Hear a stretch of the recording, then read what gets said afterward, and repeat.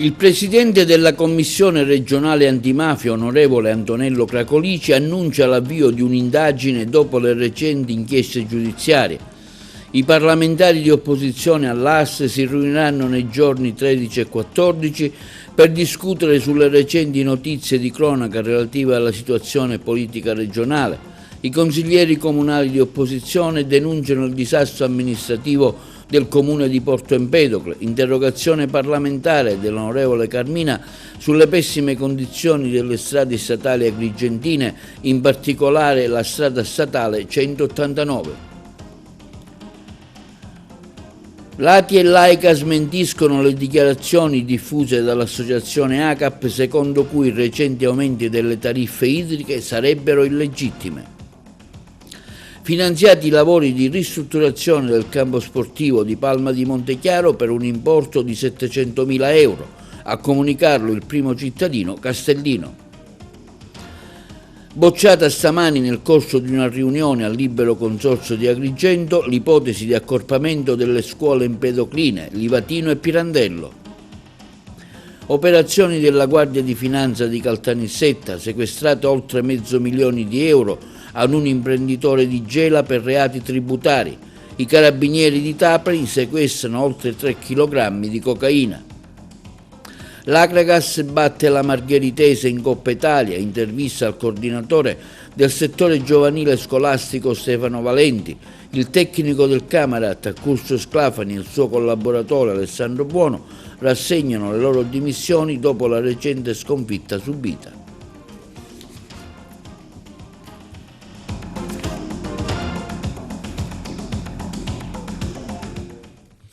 Buongiorno, benvenuti col nuovo appuntamento di oggi, giovedì 6 novembre, del nostro TV Notizie. Il presidente della Commissione regionale antimafia, onorevole Antonello Cracolici, annuncia l'avvio di un'indagine dopo le ultime inchieste giudiziarie. In Sicilia il passato sta mangiando il futuro, ha detto, denunciando un sistema diffuso di corruzione e di clientelismo. Cracolici parla di una regione ostaggio di vecchie pratiche e di una politica incapace di cambiare rotta. Ce ne parlano meglio i colleghi di Palermo. Avvieremo un'indagine della Commissione antimafia non appena riceveremo gli atti dell'ultima inchiesta fatta dalla Procura di Palermo. Ma al di là delle indagini fatte e di quelle che faremo, c'è un tratto distintivo di questa stagione politica. Il passato si sta mangiando ogni giorno un pezzo di futuro di questa regione. C'è una degenerazione in atto, diffusa, che coinvolge diversi settori dell'amministrazione pubblica, con episodi di corruzione anche per poche migliaia di euro che coinvolgono funzionari pubblici e che certamente sono la spia più evidente di un quadro politico che sta degradando e che sta favorendo fenomeni di questo tipo. Non è un caso che ci sono indagini e purtroppo temo che ce ne saranno altre in futuro. E tutto ciò ci obbliga a prendere atto che occorre una svolta in Sicilia, una svolta morale, una svolta che coinvolga anche gli elettori, ma che coinvolga anche gli esponenti politici che devono essere da esempio e non piegati agli interessi di pochi e agli interessi clientelari. La Sicilia ha bisogno di altro. Ha bisogno però di un governo, e questo va detto con molta onestà, che oggi appare inadeguato a gestire la fase complessa e difficile che sta vivendo la nostra terra.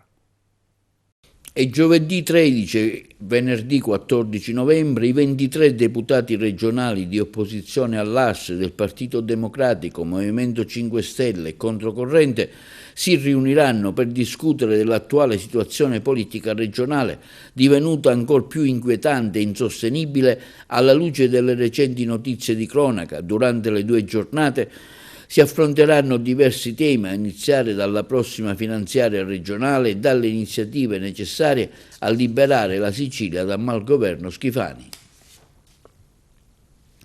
I consiglieri comunali di opposizione del comune di Porto Empedocle intervengono sul disastro finanziario dell'amministrazione comunale. Non è più soltanto una valutazione politica, oggi è un fatto accertato, messo nero su bianco dagli stessi revisori dei conti del comune di Porto Empedocle. Il servizio.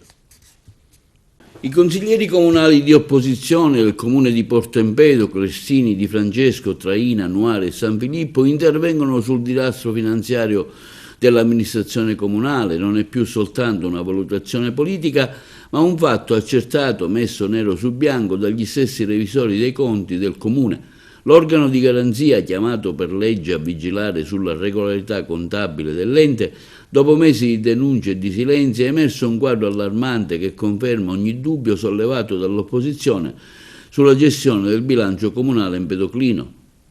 Con il verbale del 27 ottobre 2025 il Collegio dei Revisori dei Conti ha riconosciuto l'irregolarità di 5 variazioni di bilancio approvati nel 2024 dalla Giunta Comunale, adottate in assenza del bilancio di previsione e senza alcuna reale urgenza.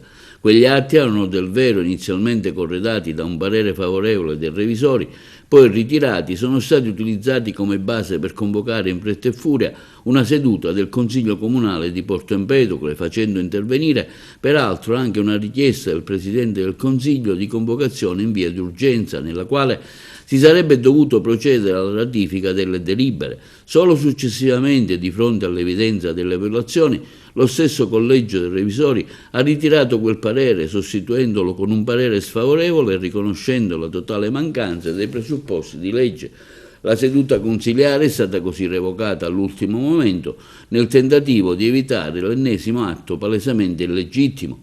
Ma l'aspetto più grave è arrivato pochi giorni dopo, con il verbale del 3 novembre 2025. Il Collegio dei Revisori ha accertato nero su bianco che le 5 variazioni di bilancio adottate dalla Giunta nel corso del 2024, tutte in assenza di bilancio approvato e senza alcuna urgenza reale, sono inefficaci e hanno generato spese e impegni che si tradurranno in nuovi debiti fuori bilancio. Nel medesimo documento si invita pertanto l'amministrazione a ritirare la proposta di approvazione del rendiconto, a rivedere i residui, gli accantonamenti e gli indicatori di bilancio perché alterati da operazioni irregolari.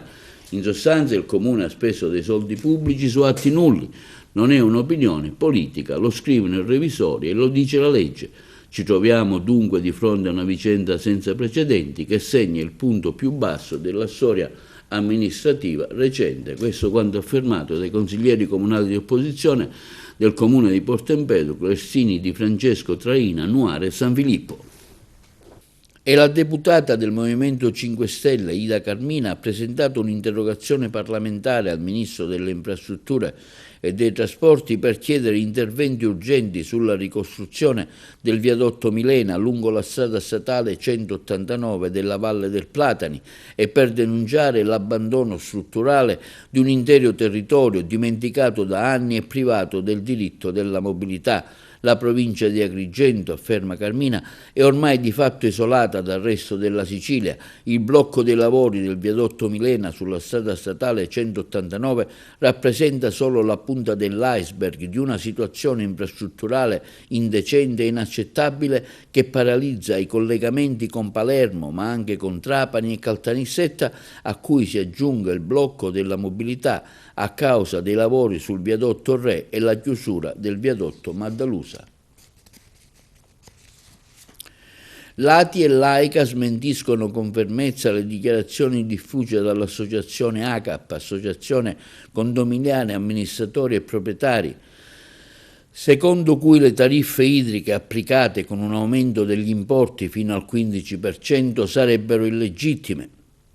La nota di replica all'associazione che raggruppa amministratori di condomini e proprietari di immobili è firmata dalla presidente del CDA di AICA Danila Nobile e dal presidente dell'ATI Giovanni Cirillo e dal presidente dell'Assemblea dell'ATI Salvatore Di Bernardo. Le tariffe idriche in vigore sono quelle approvate dall'ATI a G9 con deliberazione del 29 aprile scorso, trasmessa regolarmente all'autorità di regolazione per l'energia ARERA e applicate da AICA in conformità al regolamento nazionale ARERA e nel rispetto della delibera nazionale 639-223 dei relativi allegati tecnici, si legge nella nota. Pertanto è destituita da ogni fondamento la tesi secondo cui l'AICA applicherebbe tariffe non approvate o illegittime.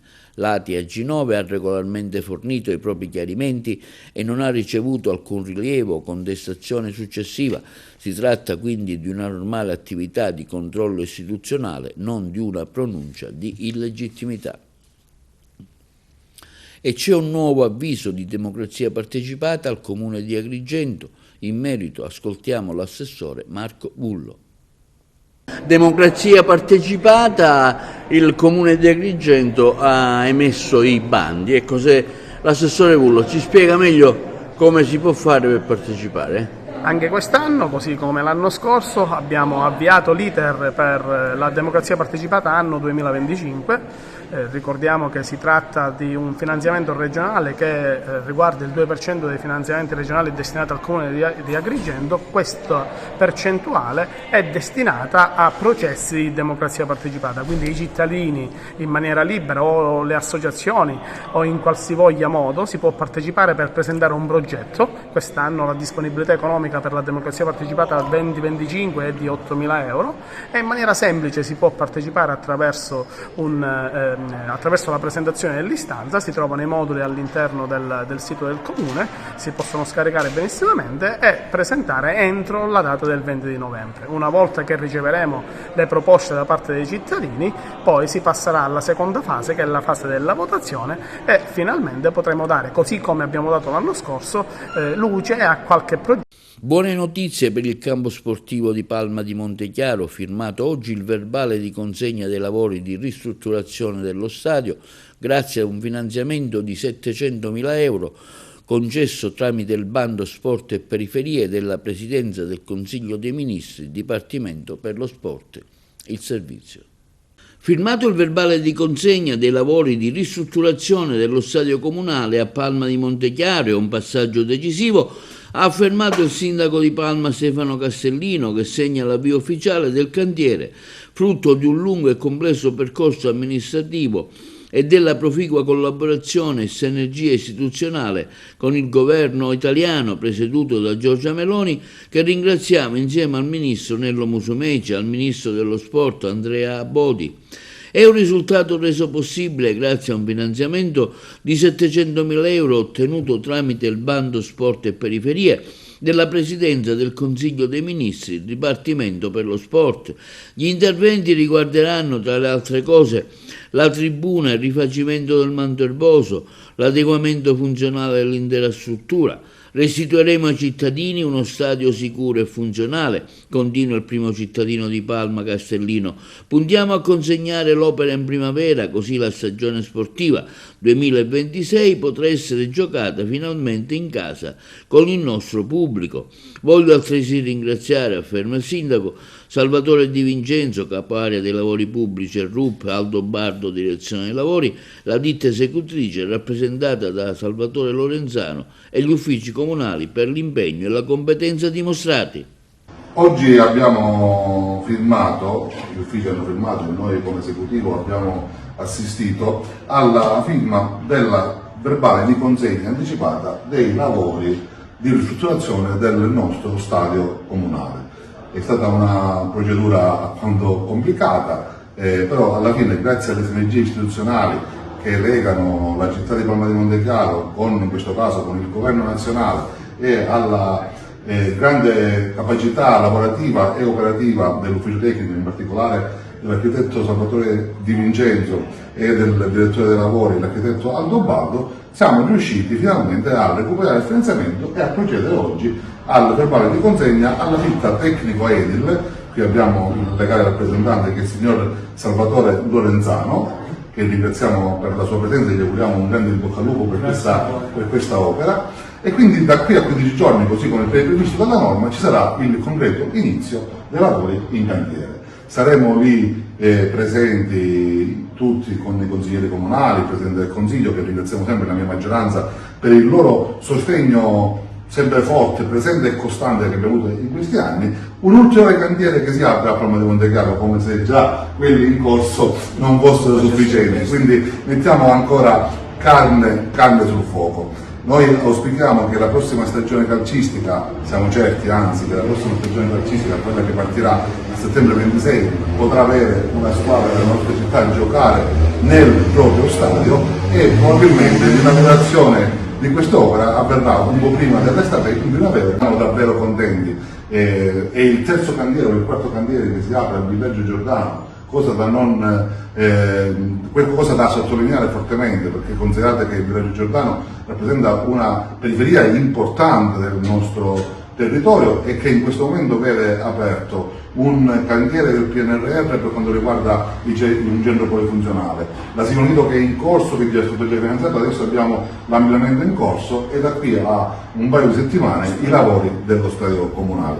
Siamo davvero orgogliosi di poter servire la nostra comunità. Davvero essere sindaco di questa città è l'onore più grande che si possa avere e sono davvero onorato di servire Palma di Montechiaro e di essere rappresentante di questa meravigliosa squadra composta, ripeto, dai miei assessori, i miei collaboratori, il Presidente del Consiglio, i consiglieri comunali e tutti i capi area, il segretario comunale e tutti i dipendenti comunali. Siamo davvero, questo lo dico senza falsa modestia, una grande squadra e sono orgoglioso di esserne l'ambasciatore. Viva Palma di Montechiaro!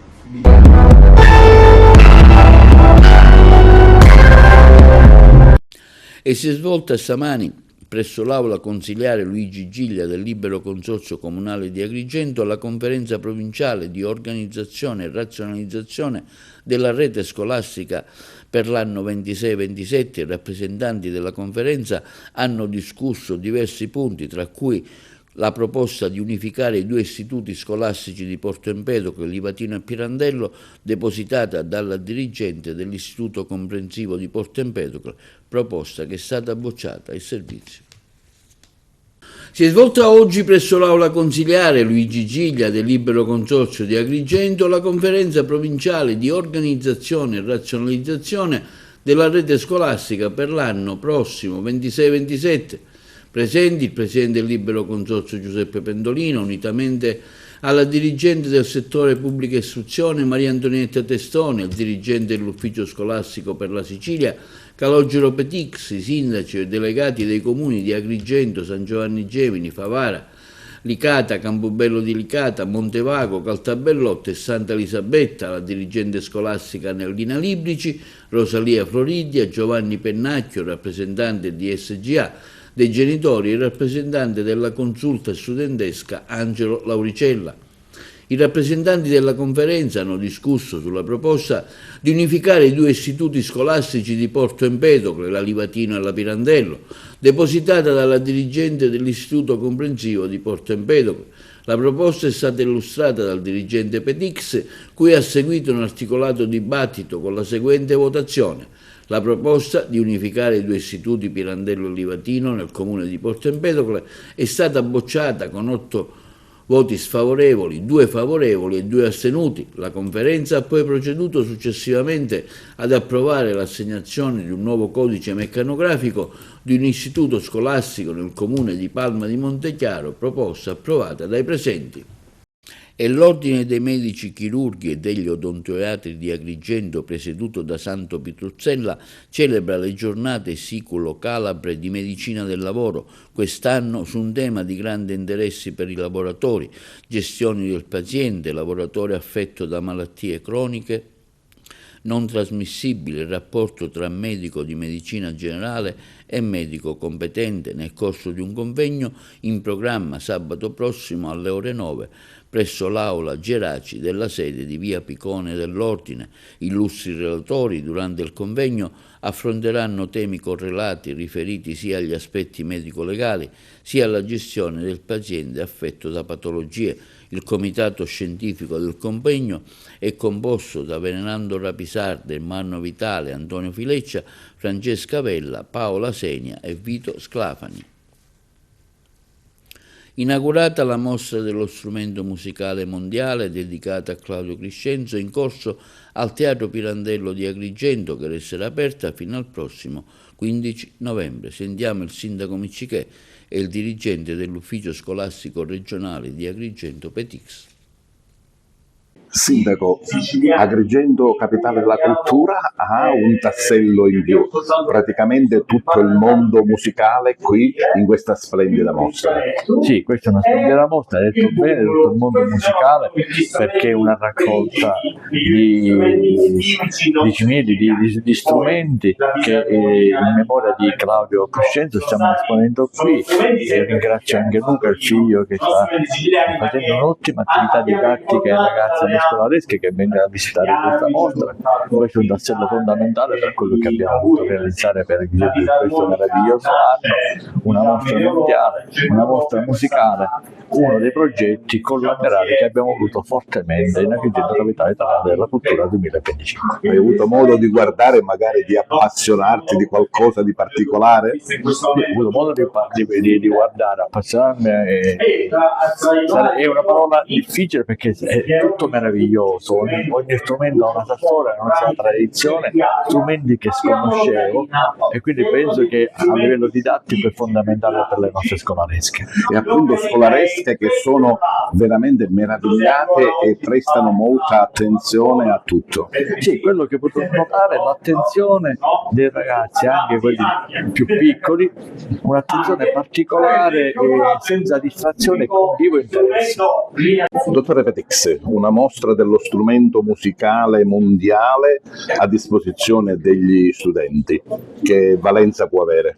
Io ho accolto subito con grandissimo entusiasmo l'invito del presidente dell'associazione Emergente Luca Crescenzo alla partecipazione a questa mostra e alla promozione di questa mostra tra i ragazzi della nostra provincia. Si tratta senz'altro di un'iniziativa di grandissimo livello, di grandissimo spessore, che consente ai ragazzi di toccare con mano la storia, la cultura, l'arte e la musica, quindi diciamo riunisce veramente tantissime esperienze per i ragazzi, e sono anche perché abbiamo visto strumenti proprio impensabili e inimmaginabili. Esatto, sì.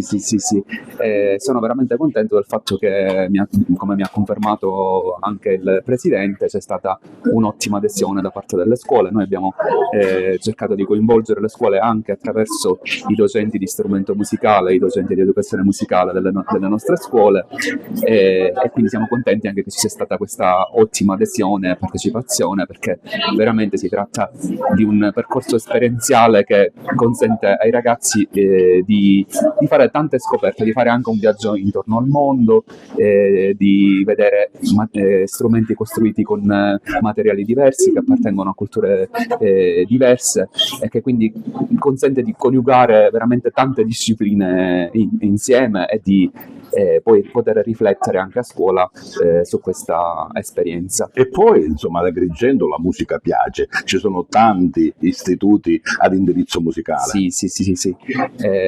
Questo è stato uno dei motivi per cui ho fortemente caldeggiato l'adesione delle scuole del nostro territorio a questa iniziativa, perché ritengo che la nostra sia probabilmente la provincia che ha il maggior numero di scuole di indirizzo musicale. Un tempo venivamo chiamati la Milano del Sud da questo punto di vista, anche per il numero di docenti di strumento musicale che abbiamo assunto nel corso degli anni nella nostra provincia, perché c'è stata una fortissima richiesta da parte delle scuole del territorio di scuola di indirizzo musicale, perché evidentemente è un'offerta formativa che convince, che piace alle famiglie, e c'è stata anche un interesse da parte del nostro ufficio, del provveditorato, e quindi un'attenzione particolare. Abbiamo dato tutti gli strumenti possibili per far funzionare bene queste scuole.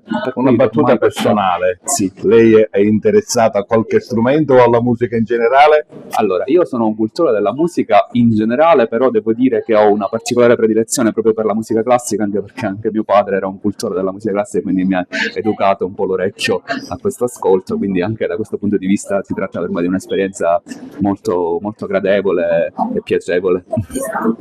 Passiamo alla cronaca. I finanzieri del comando provinciale di Caltanissetta, grazie alle investigazioni del gruppo di Gela, hanno eseguito un sequestro preventivo di beni e disponibilità finanziarie per un valore complessivo di oltre $500.000 nei confronti di 2 soggetti indagati rispettivamente per reati tributari e riciclaggio, coinvolto anche un soggetto di Niscemi il servizio.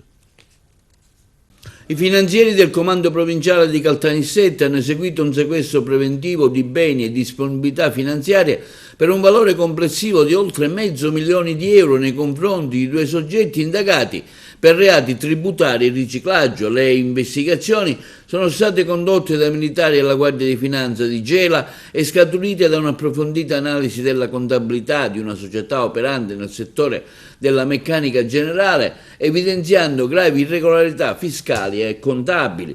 Gli approfondimenti successivi hanno permesso di accertare che il legale rappresentante dell'impresa si è sottratto nel tempo a pagamento delle imposte, commettendo il reato di omessa dichiarazione.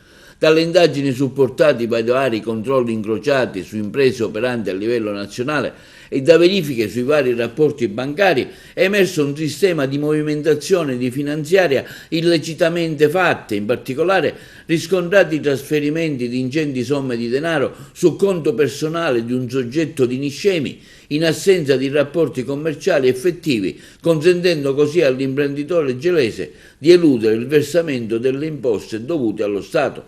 È stato altresì accertato che l'imprenditore, nel tentativo di sottrarsi a eventuali responsabilità penali e amministrative, ha ceduto la società a un cittadino straniero, gravato da numerosi precedenti penali e sottoposto già a misura restrittiva con gli arresti domiciliari. Il GIP del Tribunale di Gela, su richiesta della locale Procura della Repubblica, ha disposto il sequestro delle disponibilità finanziarie per equivalente dei beni mobili e immobili registrati riconducibili alla società agli indagati a tutela delle ragioni dell'erario. I beni sequestrati a garanzia del credito erariale consistono in un dettaglio in quote societarie e disponibilità finanziarie esistenti per oltre €500.000. L'operazione si inquadra nell'ambito della priorità specialistica dell'attività di polizia finanziaria istituzionalmente attribuita alla Guardia di Finanza, volta a rafforzare l'azione di contrasto ai contesti di illegalità con maggiore gravità a tutela delle imprese che operano nel rispetto della legge dei lavoratori. E i giudici della Corte di Appello di Napoli hanno revocato l'obbligo di presentazione alla Polizia Giudiziaria per la firma ai 2 saccensi Mario Di Benedetto di 37 anni e Marco Gambino di 36 anni, condannati in primo grado a 3 anni e 4 mesi di reclusione nell'ambito di un'inchiesta su un giro di banconote false scoperta nella città campana. Altri 42 imputati del processo, i 2 lo scorso 4 giugno, sono stati condannati con il rito abbreviato, adesso sono in attesa del giudizio di appello. Sarebbero state circa 350 le banconote contraffatte, gran parte delle quali da €100 messe in circolazione dagli stessi imputati. A Trapani 3 chilogrammi di cocaina sequestrata in causa e nell'auto. L'operazione è stata condotta dai carabinieri, hanno anche segnalato un 59enne con €16.000 in contanti, il servizio dei colleghi di Trapani. A Trapani una donna di 54 anni è stata trovata in possesso di quasi 3 kg di cocaina e 150 grammi di anfetamine. La vicenda parte da un controllo dei militari dell'Arma su un'auto sospetta, perché alla vista della pattuglia cercava di dileguarsi, ma il pronto intervento dei militari non ha permesso la fuga. Alla guida del veicolo una donna che subito avrebbe messo in evidenza uno stato di agitazione. Per questo i carabinieri hanno approfondito il controllo perquisendo il veicolo e rinvenendo, occultato all'interno di un sacchetto della spesa, un panetto di cocaina dal peso di circa 1 chilogrammo. Di seguito l'azione dei carabinieri si è spostata sull'abitazione della donna, nella quale è stata rinvenuta all'interno di un contenitore della spazzatura 2 kg circa di cocaina e 150 grammi di anfetamina. Il valore della sostanza stupefacente, una volta immessa nel mercato illecito, si aggirerebbe a circa €500.000.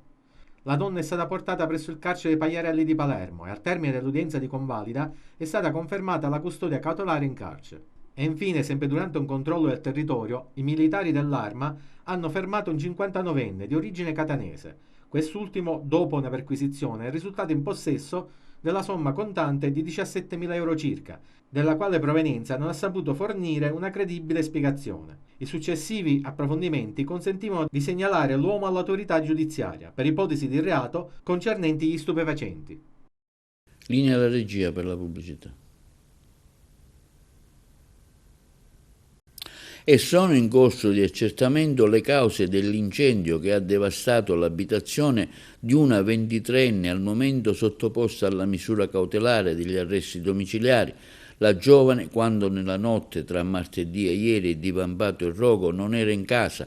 Da giorni risulterebbe essere anche irreperibile.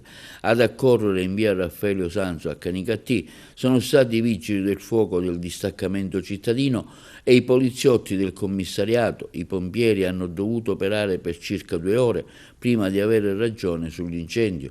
Vigili del fuoco e agenti subito dopo hanno eseguito il sopralluogo di rito, nel corso del quale non sarebbero state rinvenute tracce di liquido infiammabile né inneschi sospetti. In mancanza di certezze, le ipotesi restano valide, dalla natura dolosa al fatto accidentale. Sciopero nazionale ai dipendenti delle farmacie private per il mancato rinnovo del contratto. Oggi sit-in davanti alla presidenza della regione siciliana. I colleghi da Palermo. Sciopero dei dipendenti delle farmacie private in tutta Italia per l'intera giornata.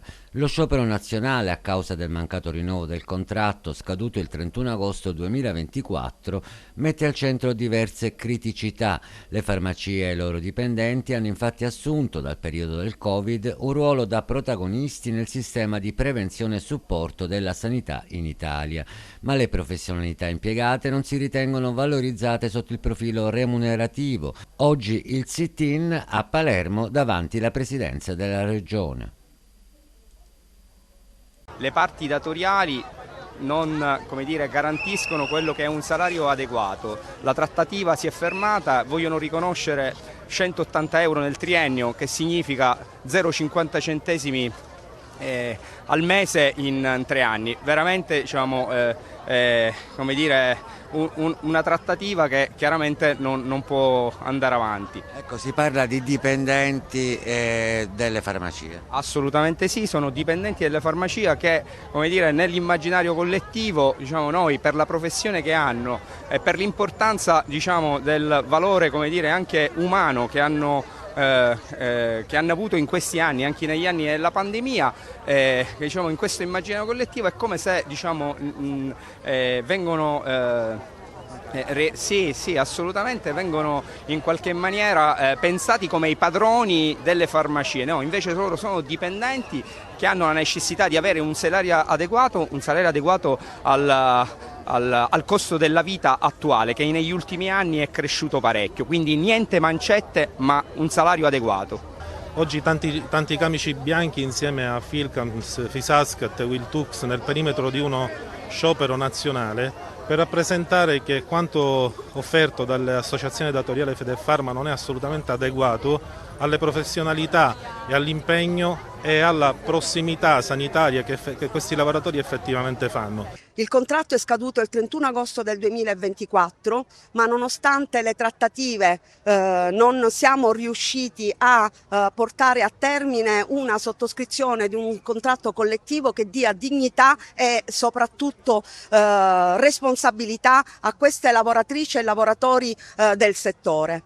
Il settore è un settore determinante per l'interesse del Paese. Le farmacie, i dipendenti delle farmacie sono oggi sobbarcati di responsabilità, ma allo Stato non hanno retribuzioni adeguate rispetto alla loro professionalità e ai servizi che sono chiamati a svolgere. I soldi non servono a niente. La commedia di Nino Martino apre la seconda serata del concorso teatrale Peppe Nasca, targa Michele Abbate a Regina Margherita di Caltanissetta. I colleghi di Caltanissetta. È tornata al Teatro Regina Margherita di Caltanissetta la grande stagione del teatro popolare siciliano con il concorso Peppe Nasca, targa Michele Abbate, un progetto che riunisce le migliori compagnie provenienti da ogni angolo della Sicilia, confermando ancora una volta Caltanissetta come punto di riferimento per il teatro amatoriale di qualità e la valorizzazione delle tradizioni popolari. Questa domenica sarà la volta della compagnia Dietro le Quinte di Milazzo, che porterà in scena la commedia brillante I soldi non servono a niente di Nino Marino, con la regia di Davide Amalfa.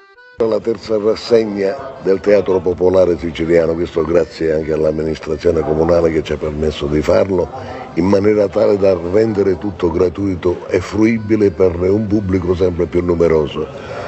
La cosa bella è che il teatro deve in un certo senso rinascere non solo a Caltanissetta ma in tutta la Sicilia, e questa è la possibilità che stiamo dando anche a tutte le compagnie delle province di questa nostra regione. Ogni serata dedicata al teatro popolare ci sarà sempre una commedia nuova con delle nuove compagnie, annualmente le nuove compagnie.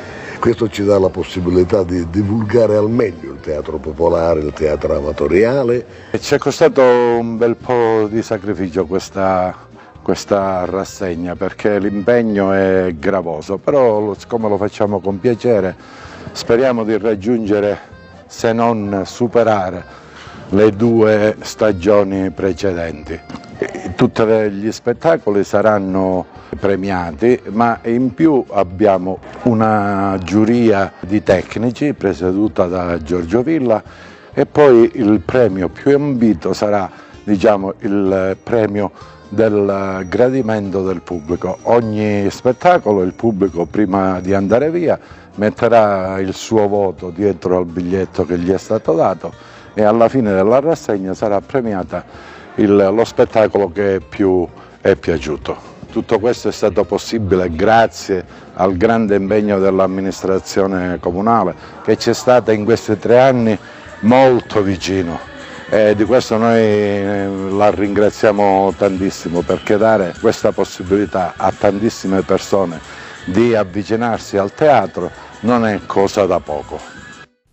Passiamo allo sport. Grazie a una rete al 37esimo segnata da Ten Lopez, l'Akragas si aggiudica lo scontro di Coppa Italia contro una tenace margheritese. È stata una gara a senso unico nel primo tempo, con la compagine agragantina sempre pronta alla ricerca del gol del raddoppio. Avversario attento che ripartiva in contropiede senza mai impensierire il portiere Sansone. Ce ne parla il collega Carmelo Lentini. Akragas e Margheritese non si sono risparmiate per cercare di ottenere l'intera posta in palio. Più incisivo e manovriero il team biancazzurro dal tecnico Sebi Catania, quasi mai pericolosa la Margheritese di Giuseppe Geraldi. Il vantaggio biancazzurro arriva al 33esimo con Ten Lopez, che sfrutta l'occasione propizia per insaccare alle spalle del portiere Sciara. Un gol che dava entusiasmo ai ragazzi di Sebi Catania, che illuminati dal solito Jama vedevano annullata la rete del raddoppio di Gambino per sospetto fuorigioco. Secondo tempo più equilibrato, con la Margheritese che andava a cozzare contro la tenda retroguardia dell'Akragas.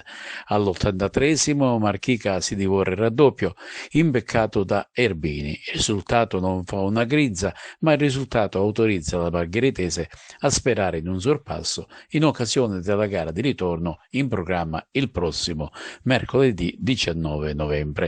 Domenica prossima, seconda trasferta consecutiva in campionato per l'Akragas, che giocherà a Modica contro il locale Frigentini.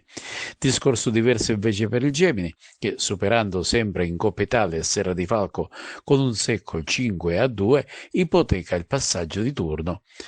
Doppietta di Mangiapane, poi Muratore, Mormino e Seiter le reti dei locali, invece di Nuccio e di Benedetto quelle siglate dal Serra di Falco. Mister, primo round all'Akragas per 1-0, tutto sommato positivo anche vista l'emergenza in difesa. Ma sì, lo sapevamo che era una partita abbastanza complicata e così è stato. Abbiamo creato, abbiamo avuto le nostre buone occasioni, però va bene così, dai, si pensa a quello di domenica già. Parliamo della partita di domenica, mister. La partita, non ce ne sono partite facili, abbiamo visto i risultati, sappiamo le difficoltà che ci sono quando si incontra l'Akragas, ma siamo ben consapevoli qual è il nostro cammino, non lo voglio ripetere più. Abbiamo un obiettivo e si lotta partita dopo partita, centimetro dopo centimetro. Come è andata questa partita con una difesa in emergenza che hai coordinato con due assenze importanti, quella di Alex Noto e di Alfonso Cipolla? No, le assenze sono importanti perché mancava Alfonso il capitano e Alessandro, però la rosa è ampia, i ragazzi si allenano sempre bene, infatti non hanno fatto rimpiangere assolutamente i due compagni. Ormai ce lo ripetiamo ogni partita difficile, sfida difficile, anche oggi abbiamo trovato di fronte un avversario che ha dato tutto. Sì, per dirti la verità lo sapevamo perché li avevamo incontrati in amichevole e ci avevano fatto già una bellissima impressione. Conosciamo il mister, conosciamo quasi tutti i ragazzi di loro e sapevamo che oggi era una partita difficile. Sapevamo che era una partita sui 180. L'importante per noi oggi era non prendere gol e farne uno almeno. Cambia tanto tra giocare all'Esseneto e giocare a Raffadali senza pubblico?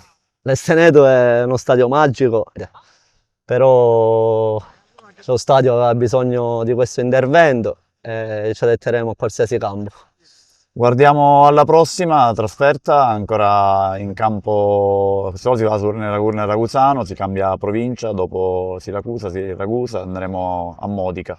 Sì, per me, per dirti la verità, lo conosco bene il campo perché giocavo lì a Modica l'anno scorso. Oggi, quindi per me domenica sarà un piacere tornare in quelle zone. Ecco, che partita sarà secondo te? Che ambiente ci aspetta? Le partite sono tutte difficili. Abbiamo visto il campionato, che è un campionato tosto dove se non entri con le giuste atteggiamento non è facile portare la vittoria a casa. E l'ambiente lì com'è? No, l'ambiente Modica è una città tranquilla, bella, i ragazzi sono tutti bravi, quindi sarà solo una partita, è un divertimento. È partito il progetto Area di Sviluppo Territoriale di Agrigento, una giornata di calcio, formazione e condivisione dedicata ai tecnici e dirigenti e ai giovani calciatori. Protagonista federale il tecnico della FIGC Stefano Valenti, intervistato dal collega Carmelo Lentini. È partito il progetto Area di Sviluppo Territoriale di Agrigento, una giornata di calcio, formazione e condivisione dedicata ai tecnici, dirigenti e giovani calciatori nel segno della crescita e dei valori federali. Protagonista in campo e nei momenti formativi il coordinatore regionale SGS Sicilia Stefano Valenti, che seguiamo in questa intervista e che è collaborato dal responsabile tecnico dello sviluppo Massimiliano Osman, dal dirigente Giovanni Puccio, il tecnico territoriale Vincenzo Petrucci, il tecnico territoriale Taisia Di Stefano e lo psicologo Alessandro Cereda. Professore Stefano Valenti è responsabile regionale della SGS. In questi giorni, anzi in queste ultime settimane, è partito un interessante progetto che investe diverse società della provincia. Ne vogliamo parlare? Sì, Carmelo, finalmente l'area di sviluppo territoriale arriva anche a Agrigento. È un progetto che il settore giovanile porta avanti da diversi anni con i centri federali un po' in tutta Italia. Nella nostra regione i centri federali sono due, precisamente a Catania e a Palermo, mentre l'area di sviluppo territoriale riusciamo fino ad ora a coprire alcune province. Tra le province più diciamo, quelle coperte sono Palermo, Trapani, Caltanissetta, Messina e Catania. E da quest'anno si aggiunge a queste città si aggiungono anche il territorio di Agrigento. È un progetto importante, un progetto che il settore giovanile porta avanti da diversi anni e che noi speriamo nel più breve tempo possibile anche di riuscire a coprire alcune province che attualmente sono scoperte come Enna, Ragusa e Siracusa. Dicevo, è un progetto importante perché è rivolto principalmente ai bambini e alle bambine, ma è rivolto anche ai tecnici e naturalmente anche ai genitori. È un progetto sì di natura tecnica e calcistica, ma prevalentemente anche un progetto educativo e con una metodologia assolutamente diversa, nuova, che il settore giovanile porta avanti. Lo staff che guiderà questo progetto nel nostro territorio è formato da 3 persone molto in gamba, preparate e formate. Parlo di Giovanni Pucci, che è il nostro responsabile tecnico territoriale. A lui sono affiancati 2 nostri allenatori territoriali, che è Vincenzo Petrucci e Taisia Di Stefano, formato da uno staff, dicevo, altamente qualificato, che avrà il compito di seguire queste nostre società che hanno aderito a questo progetto e che verranno coinvolte settimanalmente anzi mensilmente questo staff nostro tecnico. Ecco, le società esatto. sono 8 che hanno fatto richiesta perché si entra in questo progetto attraverso una proposta da parte delle società e poi chiaramente il comitato regionale che io ho il piacere di guidare assieme a Massimiliano Osman, che è responsabile tecnico, va a definire quali sono i requisiti che devono avere appunto queste società per far parte di questo progetto. Nella nostra provincia, dicevo, le società sono il Cassone Favara, Colle Verde, Maria di Palma, la San Giovannese, l'Atena, la Libertas 2000, l'Academy Santa Sofia e Unitas Sciac. Come vedi, Carmelo, abbracciamo un po' tutta la provincia, da Agrigento e con un bel numero di società comunque. Sì, sono 8 società che aderiscono, che fanno parte di questo progetto e con queste società il nostro staff avrà il compito di andare direttamente nei campi delle società, andare a proporre una metodologia, come dicevo poco fa, delle conosce program, dove sarà indirizzata ai bambini, alle bambine di cui le società hanno aderito. E quindi si tratta di un percorso programmato. Già per esempio oggi il nostro responsabile tecnico Giovanna Puccio ha già contattato e programmato per il mese di novembre le varie tappe in cui questo staff andrà nelle società e andrà a fare attività di formazione sia per i bambini, sia come dicevo che per i tecnici, che per i nostri diciamo, i genitori che fanno parte anche di questa situazione. Quindi un programma prevalentemente di formazione dove le società che partecipano avranno il compito di seguire le linee guida del settore giovanile, perché loro hanno firmato un patto di collaborazione con il settore giovanile la settimana scorsa, dove in questo patto ci sono anche delle linee guida in cui la società e il settore giovanile di pari passo devono portare avanti per il bene del bambino o della bambina. E il tecnico del Camarat, Curcio Sclafani, dopo la sconfitta rimediata domenica scorsa sul rettangolo di gioco del San Giorgio Piana, ha presentato le proprie dimissioni insieme al suo collaboratore tecnico Alessandro Buono.